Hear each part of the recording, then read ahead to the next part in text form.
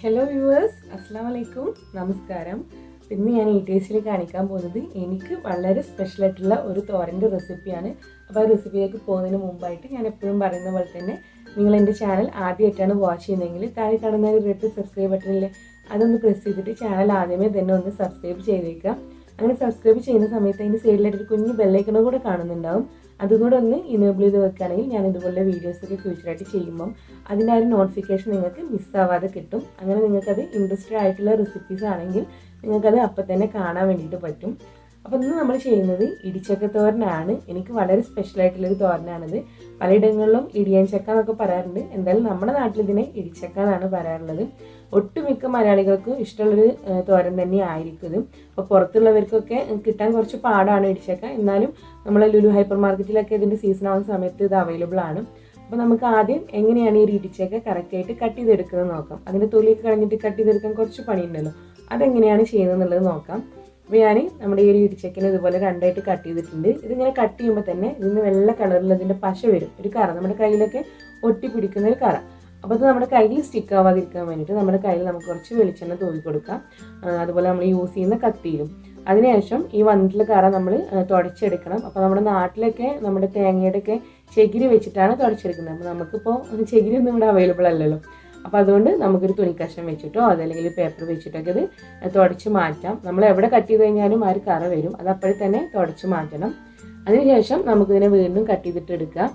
ഞാനിതുപോലെ ഒരു കുഞ്ഞു കത്തിയും കൊണ്ടാണ് ഇത് കട്ട് ചെയ്യാൻ ഒരുങ്ങിയിട്ടുള്ളത്. നമ്മുടെ നാട്ടിലേക്ക് നമ്മുടെ വെട്ടുകത്തി ഉണ്ടല്ലോ, ഒറ്റ വെട്ടിന് നമ്മുടെ വീട്ടിൽ നമ്മുടെ ഉമ്മമാരൊക്കെ കട്ട് ചെയ്തിട്ടുണ്ട്. ഒറ്റ വെട്ടിനത് 2-3 കഷ്ണങ്ങളൊക്കെ ആക്കിയിട്ട് കട്ട് ചെയ്തെടുക്കുന്നത് കാണാം. ഞാൻ എന്തായാലും ഈ ഒരു കുഞ്ഞു കത്തിയും കൊണ്ടാണ് ഇത് കട്ട് ചെയ്തെടുക്കുന്നത്.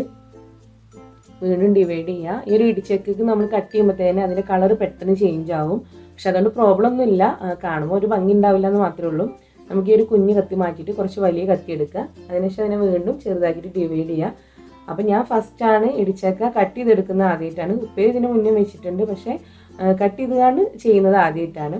വീട്ടിൽ നമ്മുടെ ഉമ്മാരൊക്കെ കട്ട് ചെയ്ത് തരിക എന്നല്ലാണ്ട് ഞാനിതുവരെ കട്ട് ചെയ്തിട്ടില്ല. അതുകൊണ്ട് തന്നെ എനിക്ക് കുറച്ച് പാടാണിത്. അപ്പോൾ ചെറിയ ചെറിയ പീസാക്കിയതിന് ശേഷം നമുക്കിതിൻ്റെ ഒരു പച്ച തൊലി ഒന്ന് ചെത്തി കളയണം. അപ്പോൾ ധൈര്യമുള്ളവരൊക്കെ നല്ല ഈസി ആയി ചെത്തി കളയുക. എനിക്ക് കയ്യിൽ തട്ടുമെന്നുള്ള നല്ല ടെൻഷൻ ഉണ്ട്, അതുകൊണ്ട് ചെറുതാക്കി കട്ട് ചെയ്തിട്ട് മാറ്റാം. അപ്പോൾ നമ്മുടെ കയ്യിൽ ഇപ്പോൾ ഈ ഓയിൽ തേച്ചുകൊണ്ട് തന്നെ കയ്യിലൊന്നും തൊട്ടിപ്പിടിക്കൂല, നമ്മൾ കയ്യിലൊക്കെ എണ്ണ തടവിയതുകൊണ്ട്. അപ്പോൾ ഇതുപോലെ നമുക്ക് ബാക്കിയുള്ള ആ ഒരു പീസ് കൂടെ കട്ട് ചെയ്തിട്ട് എടുക്കണം. അപ്പോൾ എനിക്ക് തോന്നുന്നു ഫസ്റ്റൊക്കെ ആയിട്ട് ചെയ്യുന്നവർക്ക് ചെറിയ ചെറിയ പീസൊക്കെ ആയിരിക്കും ഏറ്റവും എളുപ്പം. അതിനുശേഷം തൊലി മാറ്റാം. ഇതുപോലെ നമ്മൾ കട്ട് ചെയ്യുമ്പോൾ നല്ല വൈറ്റ് ആയിട്ടുള്ള കളറായിരിക്കും, പക്ഷെ വെച്ചുകൊണ്ടിരിക്കുമ്പോഴത്തേക്ക് കളർ മാറും. അതുപോലെ തന്നെ ഇത് കട്ട് ചെയ്യുന്ന സമയത്ത് പ്രത്യേകം ശ്രദ്ധിക്കുക, നമ്മളിത് പിന്നെ കൊണ്ടുപോയി വെള്ളത്തിൽ വാഷ് ചെയ്ത് എടുക്കുകയൊന്നുമില്ല, നമ്മൾ ഡയറക്റ്റ് കുക്ക് ചെയ്യാണ് ചെയ്യുക. കാരണം നമ്മൾ തൊലിയൊക്കെ മാറ്റിയിട്ടല്ലേ എടുക്കുന്നത്. അപ്പോൾ ക്ലീൻ ആയിട്ടുള്ള സ്ഥലത്ത് വെച്ചിട്ട് തന്നെ ഇത് കട്ട് ചെയ്തിട്ട് എടുക്കണം. നമ്മൾ അഴുക്കൊക്കെ ഉള്ള സ്ഥലത്ത് വെച്ച് കട്ട് ചെയ്തെടുക്കുമ്പോൾ പുറത്തുനിന്നുള്ള അഴുക്ക് ഇതിൽ പിടിക്കും, അപ്പോൾ അത് ശ്രദ്ധിക്കുക. അപ്പോൾ അഴുക്കില്ലാതെ ഒരു പേപ്പർ വെച്ചിട്ടോ അതല്ലെങ്കിൽ നമ്മുടെ കട്ടിംഗ് ബോർഡിലൊക്കെ വെച്ചിട്ട് തന്നെ അത് കട്ട് ചെയ്തിട്ട് എടുക്കുക. നമ്മളിത് വാഷ് ചെയ്യാത്തതുകൊണ്ട് അത് പ്രത്യേകം ശ്രദ്ധിക്കുക. അതുപോലെ കുഞ്ഞു പീസായിട്ട് ഈ തൊലി മാറ്റാണെങ്കിൽ പെട്ടെന്നാണ്, നമുക്ക് ആ തൊലി മാറ്റാനാണ് കുറച്ച് പണിയുള്ളത്, കട്ട് ചെയ്യാൻ പെട്ടെന്നുണ്ട്. അതുപോലെ ചെറിയ ചെറിയ പീസാക്കുക. ഞാനിപ്പോൾ ഇവിടെ കുക്കറിലാണ് ഇത് കുക്ക് ചെയ്തെടുക്കുന്നത്. പക്ഷെ കുക്കറിൻ്റെ ആവശ്യമൊന്നുമില്ല, കുക്കറില്ലാതെ തന്നെ നമുക്ക് സാധാരണ ഒരു പാത്രത്തിൽ വെച്ചിട്ടും ഇത് കുക്ക് ചെയ്തെടുക്കാവുന്നതാണ്. അപ്പോൾ ഇതുപോലെ ഈ ഒരു സൈസിൽ നമ്മൾ എല്ലാം തന്നെ കട്ട് ചെയ്തിട്ട് എടുക്കണം.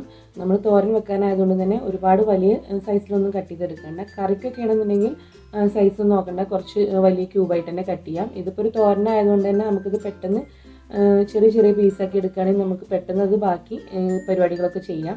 അപ്പോൾ ഇത് നമ്മൾ ഇനി കുക്കറിലേക്ക് ചേർത്ത് കൊടുക്കുകയാണ്. അപ്പോൾ ഞാൻ പറഞ്ഞ പോലെ കുക്കറില്ലാത്തവർക്കും ചെയ്യാം. തുറന്നു വെച്ചിട്ടുള്ള പാത്രത്തിൽ അത് കുക്കാവുന്ന ഇടയ്ക്ക് ശ്രദ്ധിച്ചിട്ട് അങ്ങനെ കുക്ക് ചെയ്തിട്ട് എടുക്കാം. ആവശ്യത്തിലുള്ള വെള്ളം ചേർത്തിട്ട് അങ്ങനെ കുക്ക് ചെയ്തിട്ട് എടുക്കാം. കുക്കറിലാകുമ്പോൾ വളരെ പെട്ടെന്നുണ്ട് നമുക്കിത് കുക്ക് ചെയ്തെടുക്കാനായിട്ട്. ഒരു വിസിൽ അതല്ലെങ്കിൽ 2 വിസിൽ, മിക്കവാറും ഒരു വിസിൽ വന്ന് കംപ്ലീറ്റ് അതിൻ്റെ പ്രഷർ പോയതിന് ശേഷം ഓപ്പൺ ചെയ്യാനായി കുക്കായിട്ടുണ്ടാവും.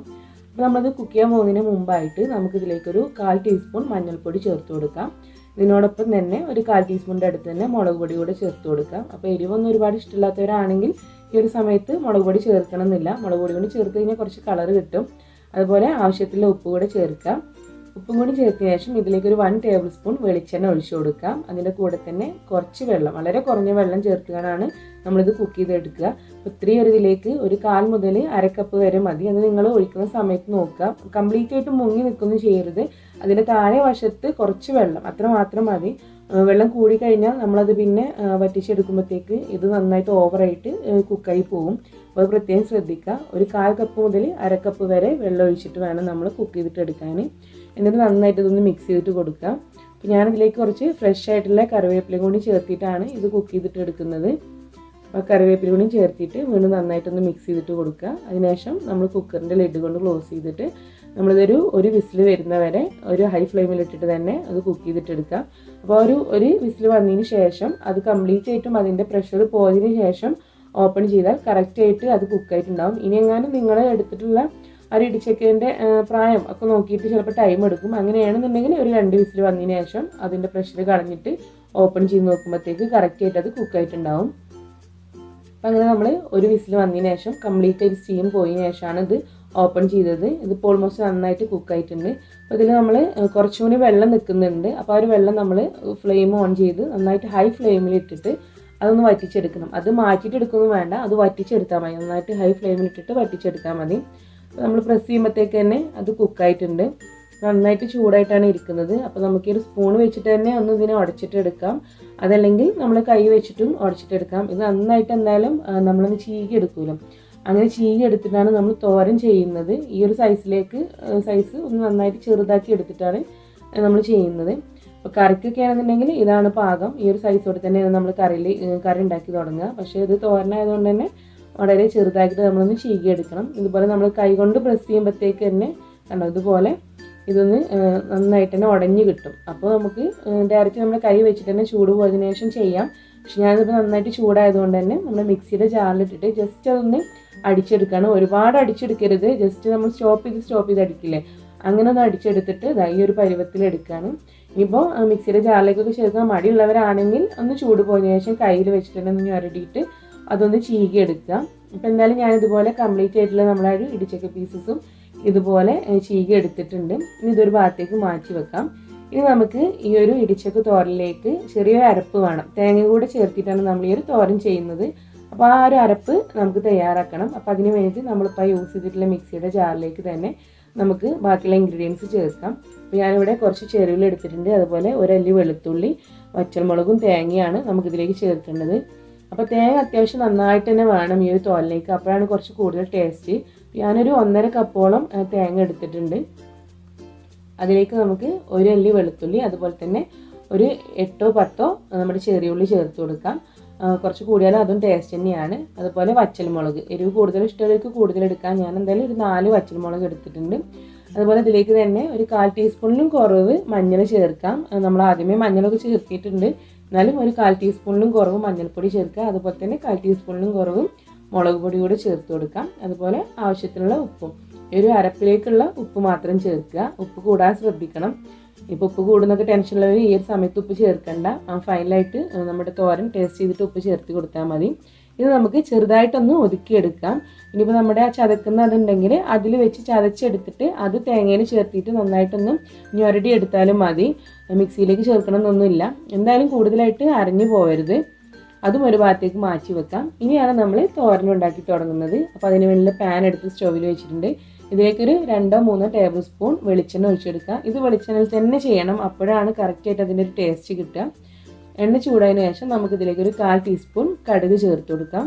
ഈ കടുക് നന്നായിട്ട് പൊട്ടി വന്നതിന് ശേഷം മാത്രം അടുത്ത ഇൻഗ്രീഡിയൻസ് ചേർക്കുക. പലരും കണ്ടിട്ടുണ്ട് കടുകിൻ്റെ കൂടെ തന്നെ ബാക്കിയുള്ളത് ചേർക്കുന്നത്.